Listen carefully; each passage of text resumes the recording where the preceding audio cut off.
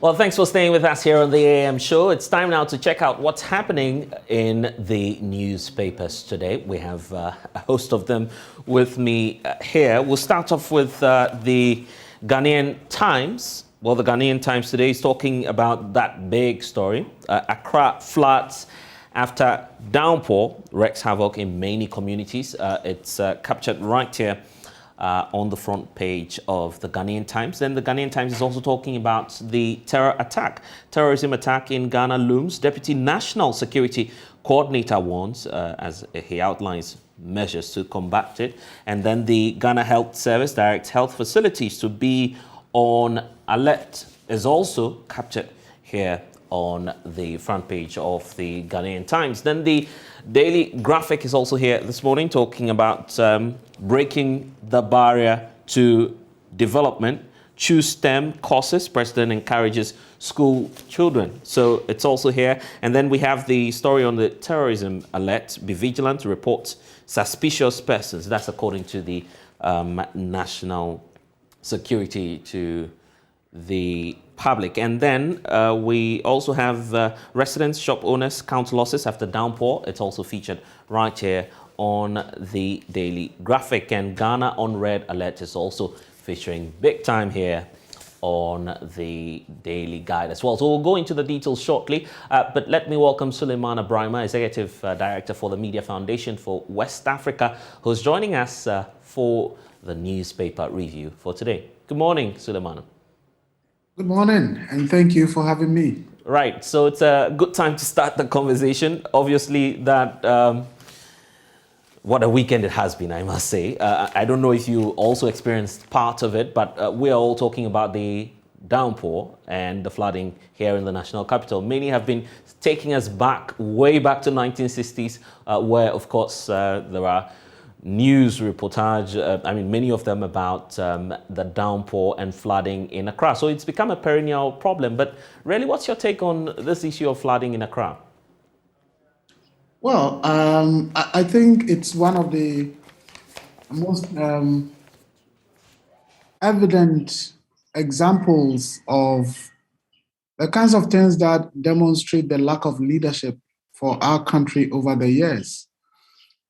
Individuals, if allowed to do whatever they like, would do things that would often be in the interest, egocentric interests, and not in the interest of whole communities or, other people. And over the years, we've watched on as people are developing, waterways into residential areas. People are blocking areas that are supposed to hold water and developing them into either commercial apartments and other facilities. And all we hear is towards the rainy season, people warning, government promising, regional authorities indicating what they are going to do. And year on year, we keep reporting. I believe that next year by now, the newspapers and the various online portals will still be reporting flooding in Accra. I don't think that we've, over the years, taken any concrete steps towards dealing with the menace.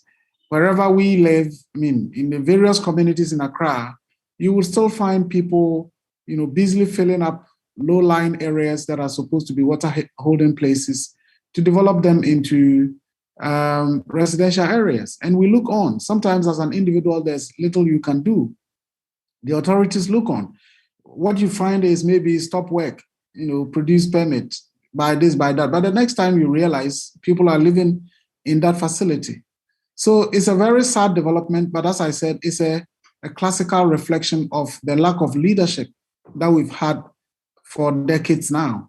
I think after Nkrumah, we may not have had anyone who really thinks about the future of our country and the development of our country and making sure that things are done the way they ought to be done. We keep passing laws as though passing the law is evidence of our progress and leadership. So it's a very sad development, but well, you and I may not have the absolute powers. We can keep talking about it. We can keep demanding that justice is done. But until we have the right leadership, I believe we'll continue to be confronted with this situation. Leadership, because very often when the conversation comes up, it's mostly about civil engineering failure, and then some also point to our attitudes as well. Why then bring in leadership? No, you see, attitude, yes, is a factor, but it all comes down to the laws being enforced properly, the right things people being compelled to do the right things. Like I said, if individuals are allowed, they will do whatever they would want to do. If government lands are being shared among people who find themselves in government, and we are now busily talking about Achimota Forest and all the developments that we are witnessing, plus how we are seeing that people even own part of the Achimota Forest and allocating them or assigning them to their relatives in their will documents and all of that, then it would not be surprising if an individual decides that, okay, I see this land is also lying there, I'm going to fill it up and develop it into a residential facility because I'm struggling. So the individual factor is there in terms of attitudes, but it all comes down to leadership. If we all see the leader doing the right things or our leaders doing the right things, we would follow in line. As they said, the fish rocks from the head. And I believe that if we one day have a president who, would insist on doing the right things, his appointees or her appointees will follow in line. And if my DCE or my MCE is doing the right thing because the minister is doing the right thing, because the president is doing the right thing, the vice president is doing the right thing, we would all follow in line. I mean, we've seen what the regional minister has been doing over the last 2 or so years. There are people who are beginning to act in certain ways, not because they are told or not because they've been educated on having any new attitudes, but it's because they know. We have a regional minister who is trying to make sure that the rules work. Recently, we heard about Operation Clean Your Frontage. I don't think that police officers are going to be deployed all over, but people are looking at what is happening and they will follow suit. So it all comes down to leadership. I had an organization. What my colleagues in the organization would do would to a large extent depend on my own actions. If I decide to begin to do the wrong things, it will become a normal thing for others to do the wrong thing. So for me, leadership is the critical thing. But I guess it's not entirely the case that we've not seen any action. For instance, government has announced its plan to work with the World Bank through the GARID project, for instance, to deal with the perennial flooding issue. And now we're hearing from the experts that the major problem appears to be at the Odo drains and some squatters who are there. Apparently, it appears that the activities of these people is becoming a hindrance to the project. Should we target these persons and start a relocation exercise immediately? Well, I think whatever steps that have to be taken to ensure that this whole flooding challenge that we have in the capital is dealt with must be taken up immediately. Yes, people's interests, lives will be affected, but I believe it's about a collective interest, and it is about the right thing being done. When the regional minister decided to move people from Agbogbloshie, I think there was, serious tension. People resisted, but at the end of the day, if that action was in the best interest of our city and in the best interest of the majority of the people, it ought to be done, and it was done. And eventually, the place was cleared. So again, it's about determination and leadership wanting the right thing to be done. And I mean, in the end, the public support will be there because at the end of the day, it affects all of us. So we've heard all these promises year on year. I mean, under Mahama, under Mills, under Kufuor, it happened. We heard about projects, we heard about dredging, we heard about, and still we confronted with it. Right. So, we'll see any serious action. I don't think that we are making any progress. Well, we'll move on to some other issues shortly, but very often when the conversation comes up, the president's promise of making Accra the cleaner city obviously comes to mind. Is this questioning the decision and the political statement that the president made? Well, I think it was a very good statement to make, a very fanciful one. And I mean, if indeed it was something to be taken seriously, I believe we would have all supported it because it's the right thing to do, and I think that the actions by the regional minister are steps that could fulfill or contribute to fulfilling that promise that the president made. But I think that on the side of the president himself, I don't think that it was since the statement was made, any serious and concrete actions have been taken from that top level to ensure that this is actually a vision that is being pursued. And so it's one of those very fine statements to make. And at the end of the day, nothing happens. A fine statement you're calling it. But anyway, let's focus on some other issues. Security is on the agenda today. The government is clearly indicating to us that the security agencies and then the intelligence services are on alert over a possible terror attack. Well, for some experts, they saw this coming. Clearly indicating that, giving the reports, numerous reports. In fact, the latest one from the West Africa Center for Counter-Extremism, they pointed out clearly that we're heading in for a possible terror exploitation. So giving the account that government is giving us now, what steps, in your view, do we need to take in order to deal with this? I think it's a very, very challenging situation. It's not an easy situation to deal with. So far, we've seen significant efforts on the part of national security to alert the population. I think these alerts started coming in some weeks ago, which is quite commendable. We didn't wait to be hit before we started talking about it. And I think that it's a very, very difficult situation because it demands that the entire population of Ghana become aware of the situation. I know an event is being organized tomorrow to launch a national campaign for public awareness. I believe that it is one thing that our media can do or contribute quite significantly. And so one of the things that we should do is to also rope in the media to ensure that everybody across the country will get to know about the development and the challenge that we are faced with. This is not MPP NDC matter. It affects everyone, and particularly our brothers and sisters in the rural areas, in the border communities, particularly. They need a lot of sensitization and a lot of awareness creation. We know times are hard economically. People are struggling to survive. And therefore, the temptation to be lured is quite high. But we basically have to educate people about the risks, what our neighbors are going through, Burkina, Togo, Mali, Niger, and so on, and the devastating effects that we would face should we allow these things to happen in our country. Well, I guess it's a good move if government says we're increasing public education. In fact, the program you're talking about, we understand the vice president together with the national security minister will be leading that. These are all fine intervention. But then what should the priority be for government? There are some experts who say this is the time to increase the budgetary allocation to the security services and to enhance them significantly, because we know about the police service, for instance, how they are saddled with a number of logistical challenges and all of that. These are concerns that government should be turning its attention to rather than education. What do you think about that as well?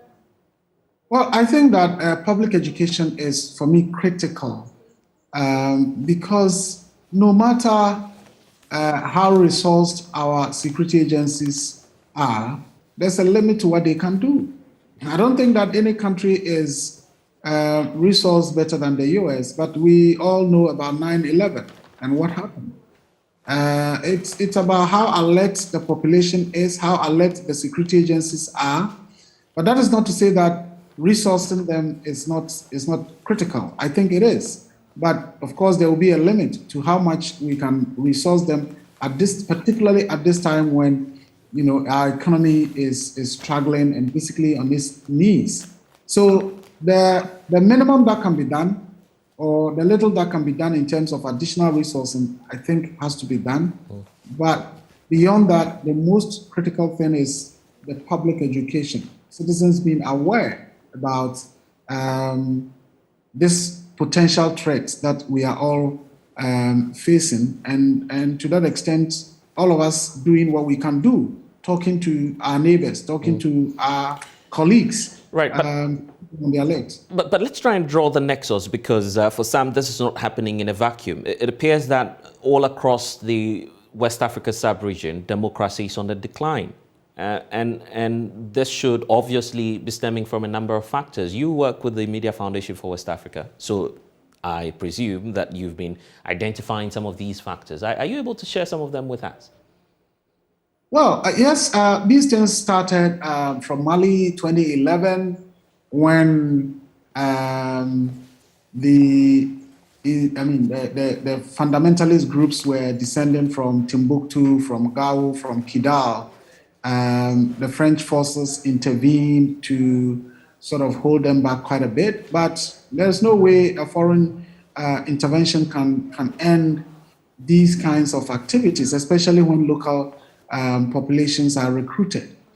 I think at that time, it would have been critical if ECOWAS had mobilized, so that there would be a local, regional force to help stall the development and the descent of this group from the northern part of Mali and all of that. And then in the course of that, the security agencies in Mali thought that, well, the government of the day was not helping, so there was a coup d'etat.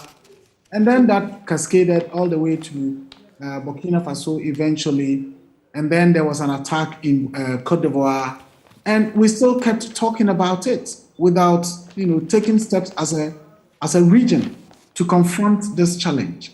Now, I think the democracy aspect is also an important thing. Over time, we have seen a decline in the quality of leadership in our region.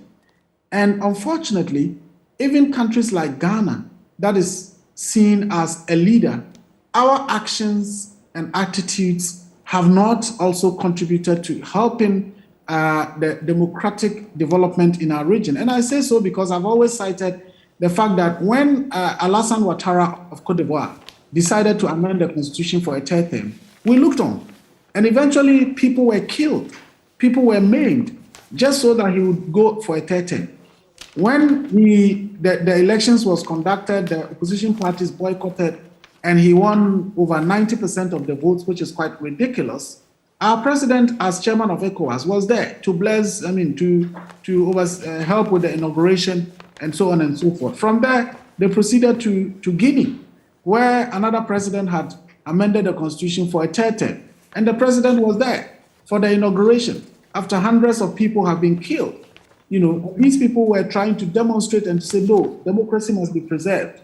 So in our region, as ECOWAS, we haven't done anything to help consolidate the democratic momentum that we were building. And once we lose that momentum and people lose confidence in democratic governance, it appears anything goes. And that is what resulted in the coup d'etat in Guinea. Right. We've seen what has happened in Burkina Faso, and that, doesn't help in terms of the peace processes, the democratic processes, and all of that. So, good governance is important, just as public education is important, beefing up security is important. But at the regional level, I think that pulling together the forces to intervene would also be the right step to take. I guess terrorism is not the only threat to our national security now.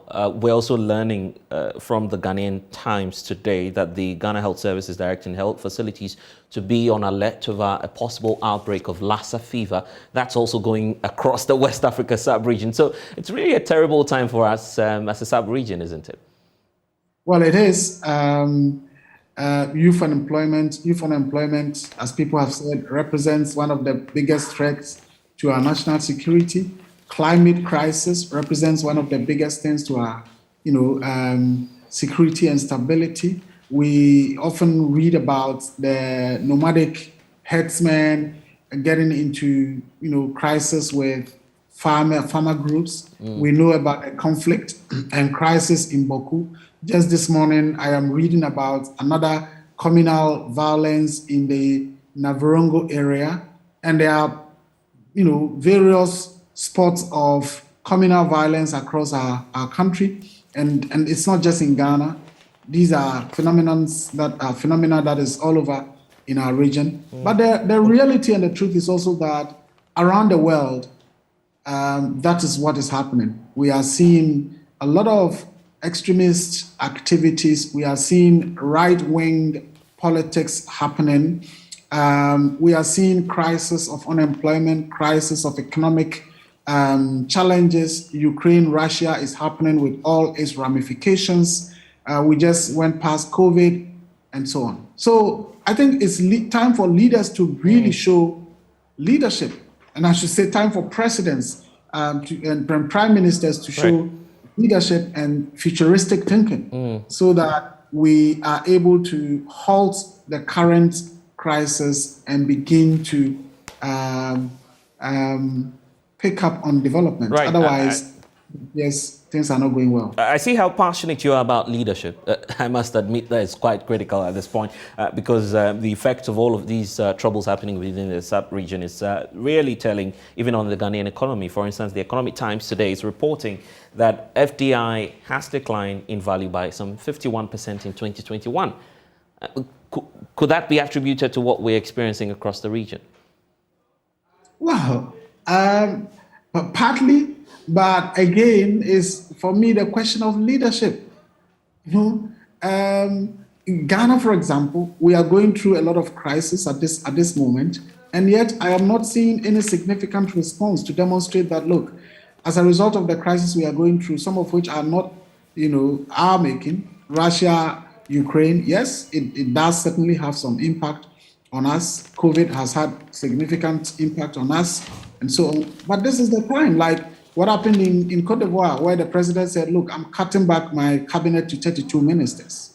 What prevents us from taking such a drastic step and saying, look, well, unfortunately, we would have to reduce our number of ministers to about 50, cut back on other spending and so on. But what are we seeing? Additional hardships being imposed on the people through levies, land grabs continuing to happen and all of that.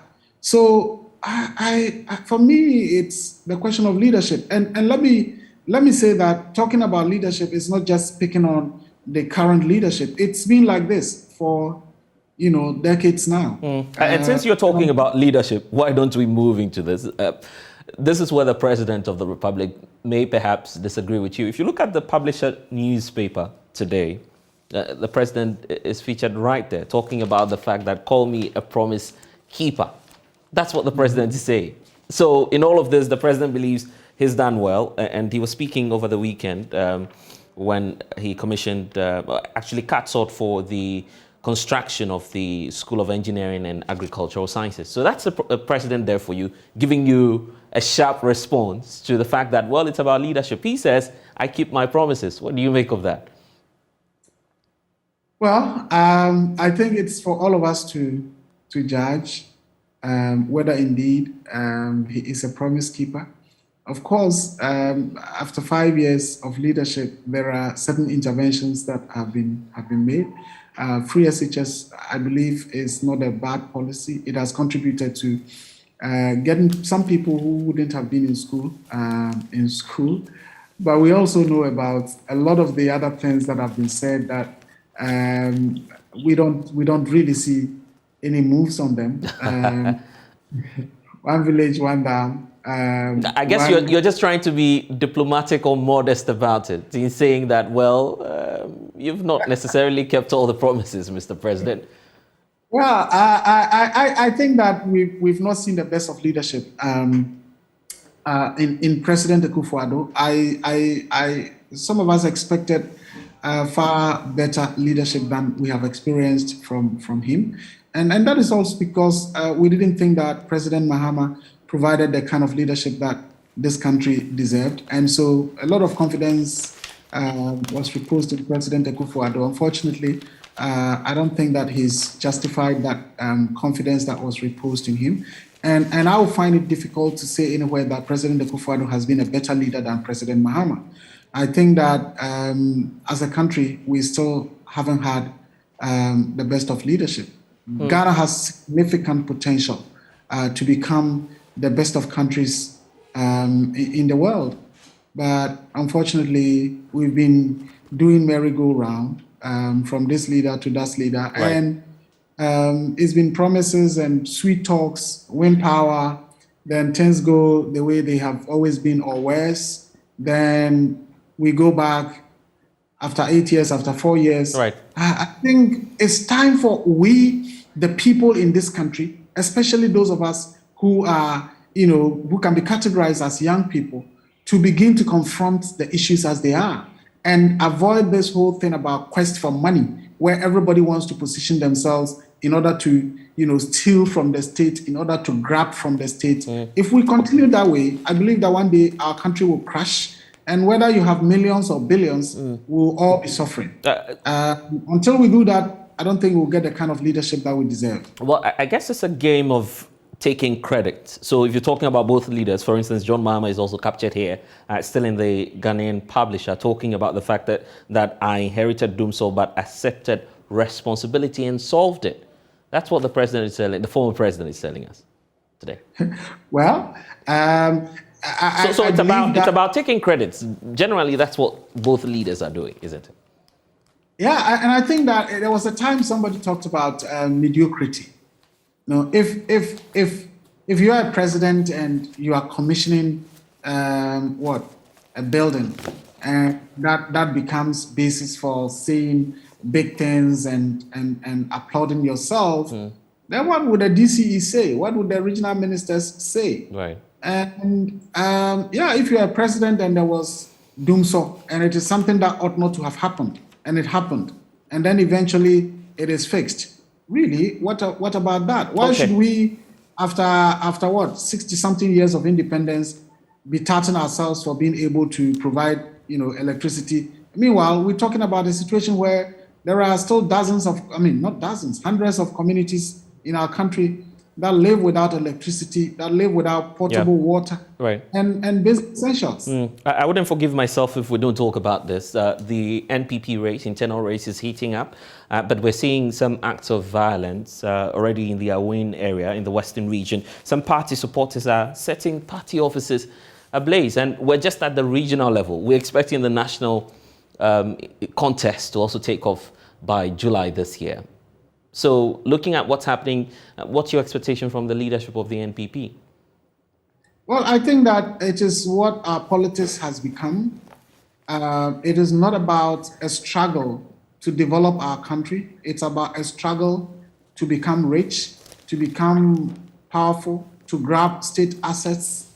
And to that extent, people would do anything to make sure that their interests is catered for. And if you look at, so sorry for cutting through, but if you look at this report from the Republic Press, it appears that the grassroots are simply demanding for a rerun of the election there.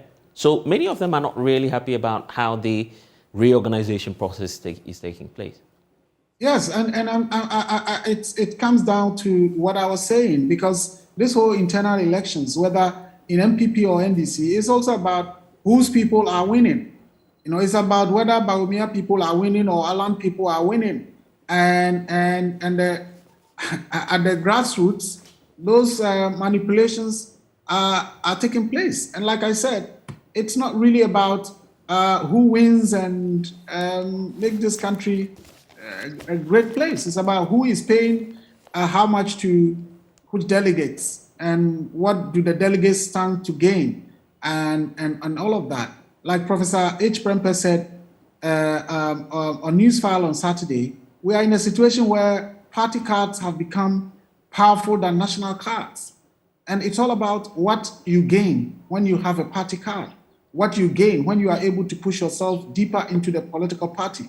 We know about people that we were in school with.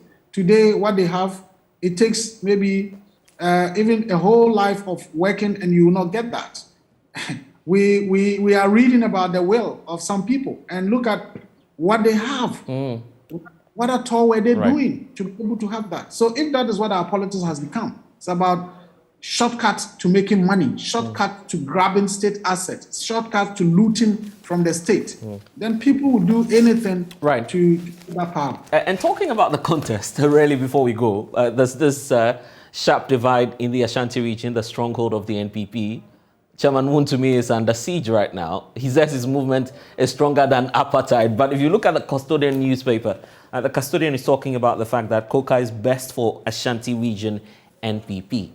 Do you have some words for Chairman Wontumi? Well, I think that in a real democracy, true democracy, competition is great. And it's great when the competitors are on equal footing. And I believe that is what we are seeing in the Ashanti region. Chairman Wontumi touts his wealth, talks about how much he has and all of that.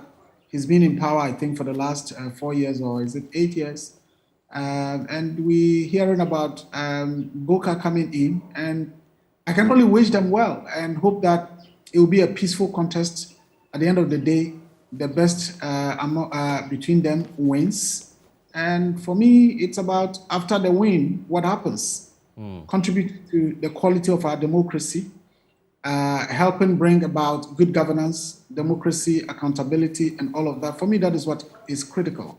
Otherwise, what is happening in Ashanti, being the stronghold of the NPP, the party in power, I think it is not too surprising. The famous quote comes to mind right now: fear delegates, my friends. Anyway, but Suleiman Abrahima is the Executive Director for Media Foundation for West Africa. I'm grateful that you've been able to join us this morning for the news review. When we return, we'll get into our big stories. Stay with us on the Joy News channel.